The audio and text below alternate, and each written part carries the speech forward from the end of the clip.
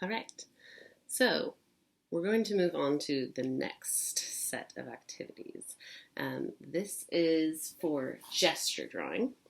And instead of slowing things down a whole bunch like we did for contour drawing, we're going to speed things up a lot.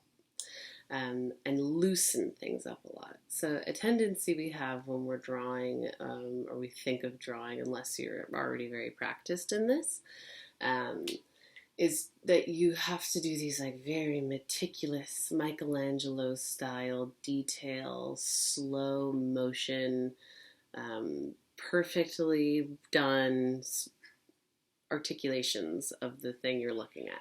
And that is one part of it. But part of getting good at that is knowing how to notice things and how to replicate them. And a big part of that is just getting comfortable with that.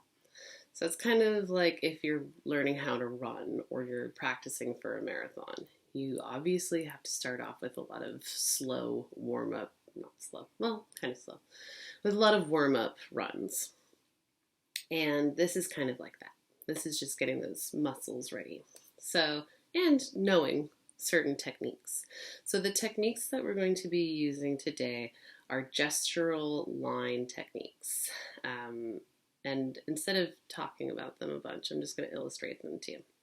So what we have here are two-dimensional forms, right? These are shapes that are flat. There's nothing about them that's giving us an illusion that they might be three-dimensional or existing in a three-dimensional space. But if we wanted to create that illusion, we would need to give them form. And to give them form, we would need to give them values. I don't know why I said it like that, but value. That means a gradation of light to dark. So there's a highlight and there's shadows, and that gives it the illusion that it has depth and mass within a space. So one technique that you can do to fill that in would be my favorite, so I'm going to do it first, is scumbling. And scumbling is just scribbling, essentially. That's why I like it. And I'm just going to make my little square into a cube by having the highlights here and the darkest parts are over here.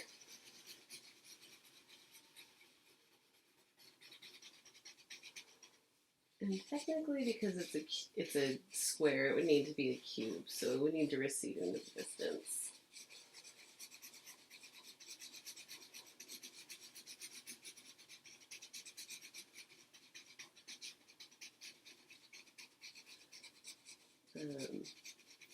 But we'll cover that when we go into perspective.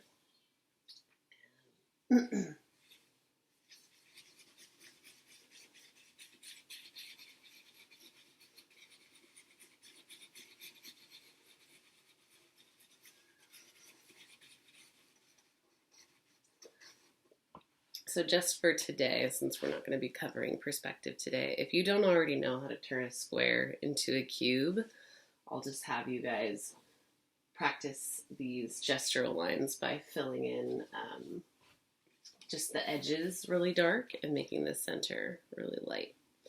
And that'll be more clear when I move on to this one. I'll just do an example here.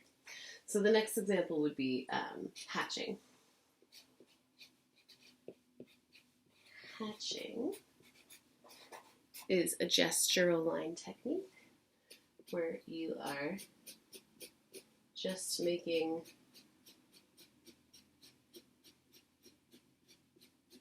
lines to fill in the area where a shadow would be.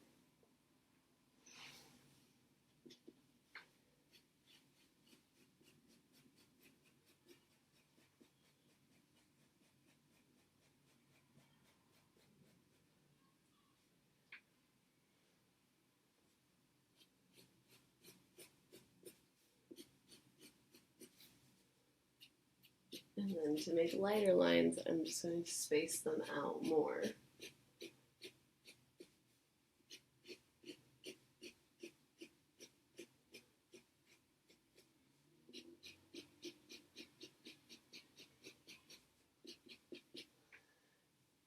My arm's getting so tired. But yeah, it's kind of hard to tell with the square because I'm not making it into a three-dimensional object.